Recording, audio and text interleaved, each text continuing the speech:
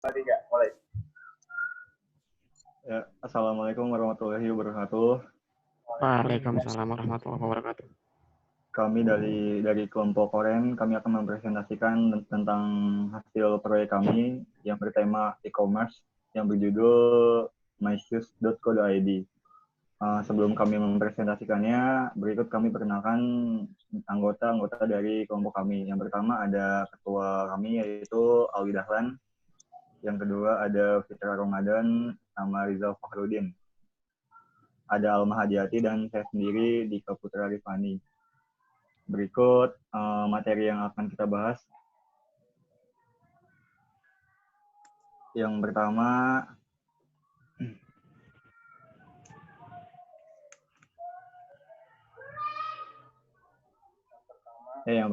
di situ kita ada pengertian e-commerce. Bisa diklik dulu, Jel. Ya. Ini ya. Nah, pengertian e-commerce akan dibacakan oleh salah satu kelompok kami. Baik. Oleh saya ya, Rizal ya. Baik. E-commerce. Ya, apa itu e-commerce? Ya, e-commerce merupakan sebuah perdagangan elektronik. Ya, e-commerce itu singkatan dari electronic commerce, yang artinya perdagangan elektronik. Definisi e-commerce sendiri adalah penyebaran, pembelian, penjualan, pemasaran barang dan jasa melalui sistem elektronik di internet. Nah, jadi e-commerce ini mempermudah kita, manusia atau user, dengan mempermudah produsen dan konsumen untuk melakukan sebuah transaksi. Transaksi jual beli sepatu bisa, baju bisa, dan lain sebagainya. Intinya, dengan adanya e-commerce ini mempermudah kita untuk melakukan sebuah transaksi jual beli. Melalui apa? Melalui jaringan internet. Dalam bentuk website, mobile, dan lain sebagainya. E-commerce sendiri adalah salah satu bagian kecil dari e-business, di mana e-business itu ruang lingkupnya lebih besar dari e-commerce. E-commerce hanya untuk jual beli, sedangkan e-business itu bisa dalam ruang lingkup kantor, kerja, dan lain sebagainya. Sedangkan e-commerce itu hanya dalam ruang lingkup jual beli antara produsen dan konsumen yang bisa diakses melalui mobile phone atau website. Nah, di sini kita secara sederhana pengertian e-commerce dapat diartikan sebagai aktivitas atau jual beli seperti tadi ya, servis atau transmisi dana atau data dengan menggunakan elektronik yang terhubung dengan internet. E-commerce ini bukan lagi hal baru, bahkan perkembangannya sangat terbilang sangat cepat. Contohnya seperti Tokopedia, Bukalapak, dan lain-lain. Itu yang sudah bisa. Termasuk juga GoFood atau GrabFood ya. Mungkin seperti itu pengertian e-commerce. Lanjut ke moderator Dika.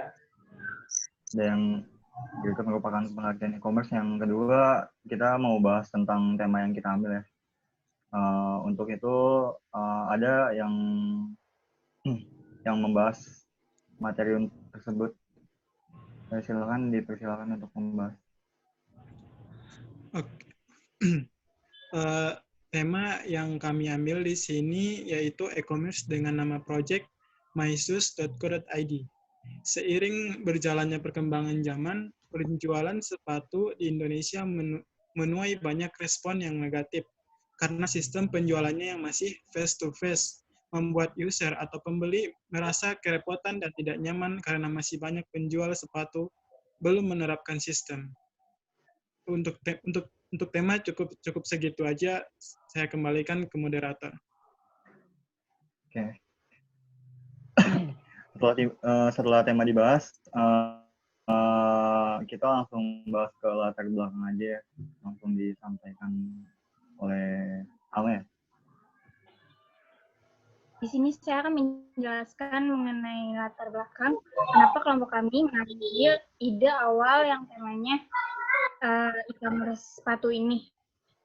yaitu didasari karena kelompok kami sudah mensurvei beberapa toko yang beberapa toko sepatu yang berjualan masih secara tradisional ataupun masih di pasar, itu banyak yang mengeluh karena omset penjualan yang semakin hari semakin menurun. Di tengah pandemi sekarang juga, jadi mereka kesulitan untuk menawarkan produk mereka kepada konsumen. Lalu banyaknya pesaing pedagang secara tradisional dan secara online menawarkan produk maupun harga yang lebih beragam, terutama bagi konsumen yang berbelanja secara online. Itu mereka mudah banget ngebandingin mulai dari kualitas produknya, terus mulai dari harganya juga, mereka dengan mudah bisa melihat perbandingan antara toko satu dengan toko yang lainnya. Selanjutnya saya kembalikan lagi kepada moderator. Sesudah latar belakang dibahas, di sini saya sendiri yang akan menjelaskan. Saya menjelaskan tujuan dan manfaat. Sebenarnya tujuan dan manfaat dari e-commerce myshoes.co.id itu udah dijelasin tadi di latar belakang.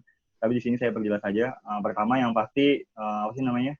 Mempermudah user atau enggak pembeli untuk melakukan transaksi. Jadi di tengah kasus pandemi ini juga kan transaksi via online kan lagi apa ya kayak meningkat gitu kan. Dan yang kedua yang pasti mereka menaikkan omsetnya juga. Kalau mereka bisa jualan secara offline dan secara online tuh otomatis omset mereka double kan. Dan yang ketiga mempermudah promosi pasar dan promosi pemasaran produk, distribusi dan lain-lain. Dan yang keempat ada apa ya? Kita mengutamakan kayak kenyamanan pelanggan gitu. Kenyamanan pelanggan dalam bertransaksi itu. Biar pelanggannya tuh nggak ribet. Sebenarnya ada banyak sih, seperti melebar jangkauan penjualan, terus meningkatkan customer loyalty, meningkatkan supply management, masih baik lagi. Segitu aja sih tujuan dan manfaatnya. Saya lanjut ke materi selanjutnya yaitu mockup. Akan dijelaskan oleh Fitra Ramadan.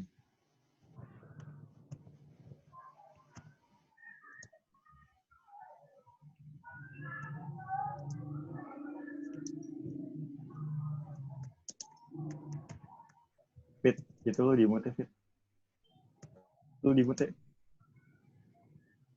Oke. Nah, di sini saya akan menjelaskan tentang mockup. Jadi, apa itu mockup?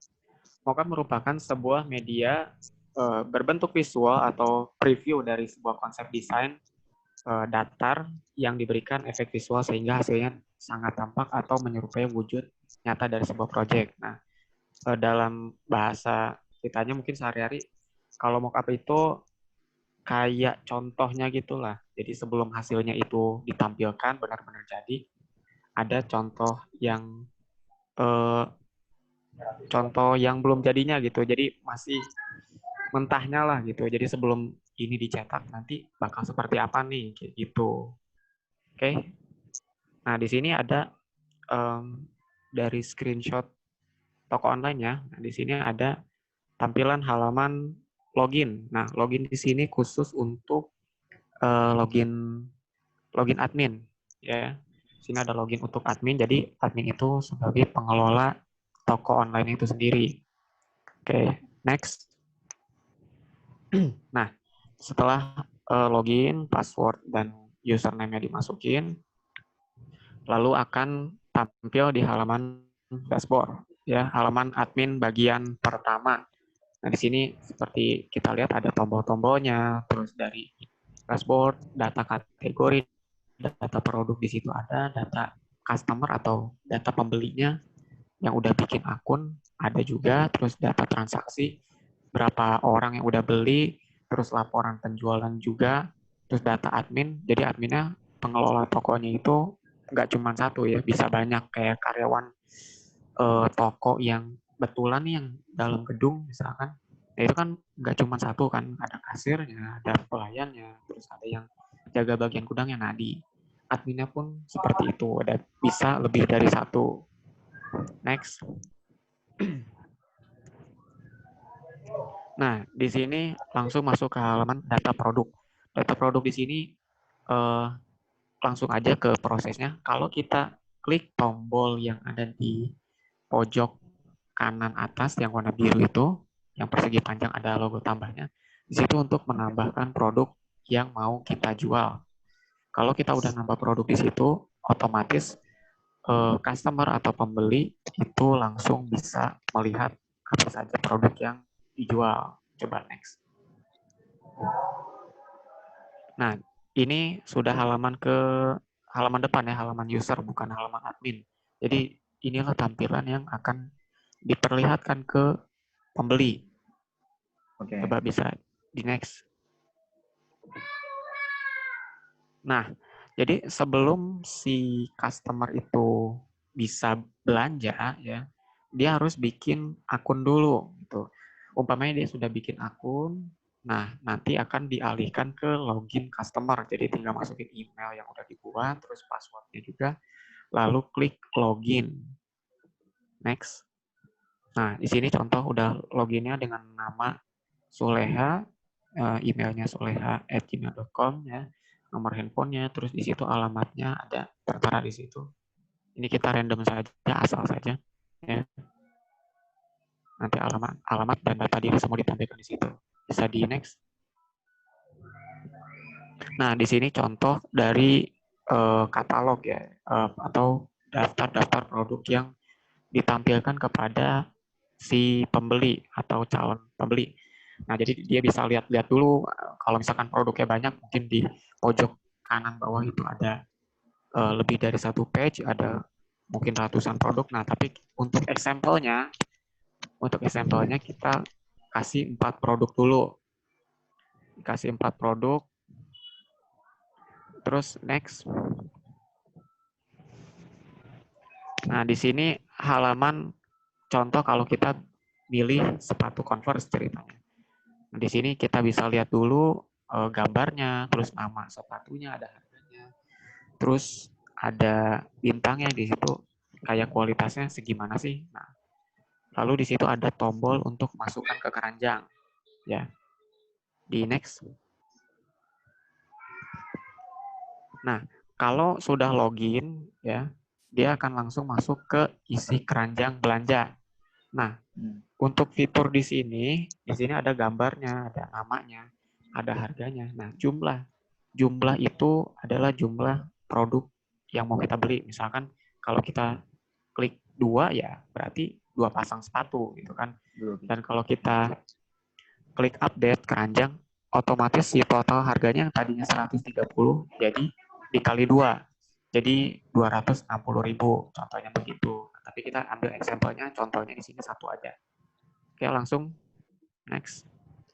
Nah, setelah tadi klik tombol check out, ya, check out untuk benar-benar serius mau beli, sini udah kelihatan contoh untuk yang akan ditampilkan di invoice-nya nanti nih, sebelah kanan. Ya. Kalau di sebelah kirinya itulah data diri yang harus kita ketik dulu untuk ditampilin di invoice-nya. Jadi kayak masukin nama, nomor handphone yang si pembelinya, alamat lengkapnya, nah terus provinsi tujuannya juga, bisa di next. Nah setelah klik OK, baru di sini ada contoh kayak daftar riwayat ya, riwayat history produk apa aja yang udah kita beli dengan beserta keterangan-keterangan atau yang ada di status tuh. Misalkan kalau udah melakukan pembayaran berarti ya udah selesai gitu kan, tinggal nunggu barangnya. Kalau sudah selesai berarti barang sudah diantar ke pembeli, pembeli sudah dapat barangnya, barang sudah dibayar, dan admin pun sudah atau pengelola toko sudah menerima uang dari pembeli. Contohnya seperti itu. Nah, bisa di next. Nah, di sini adalah contoh konfirmasi pembayaran ya.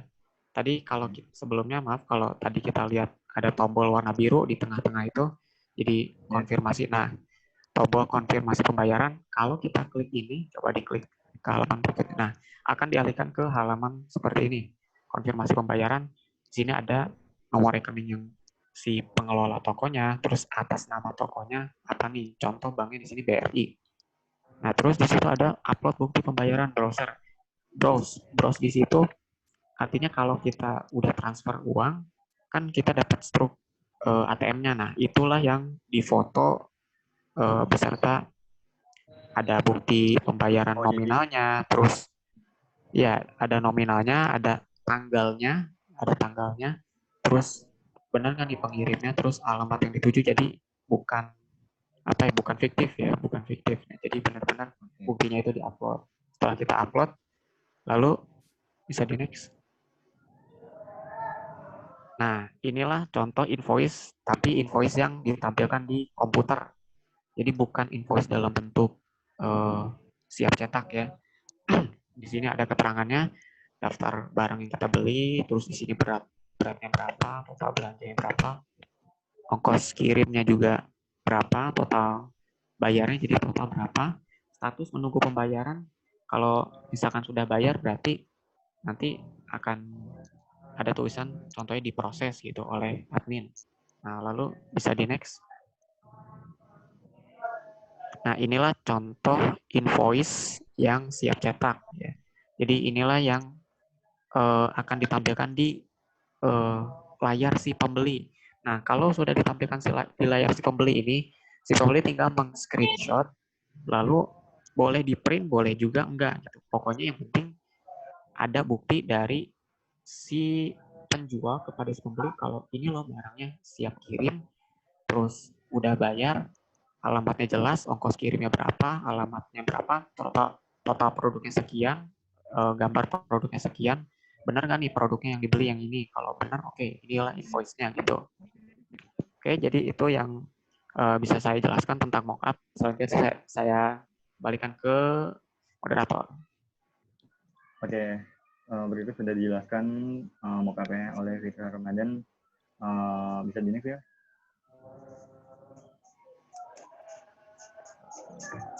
Nah, ya, ini merupakan referensi yang kita ambil atau enggak, kita pilah-pilah datanya.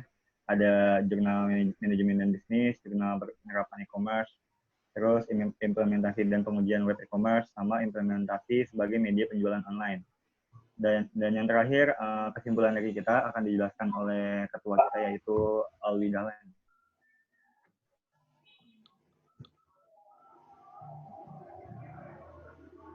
Ayo Alwi.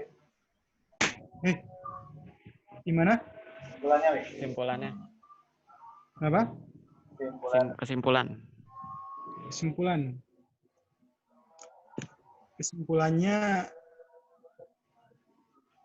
Kesimpulannya adalah meskipun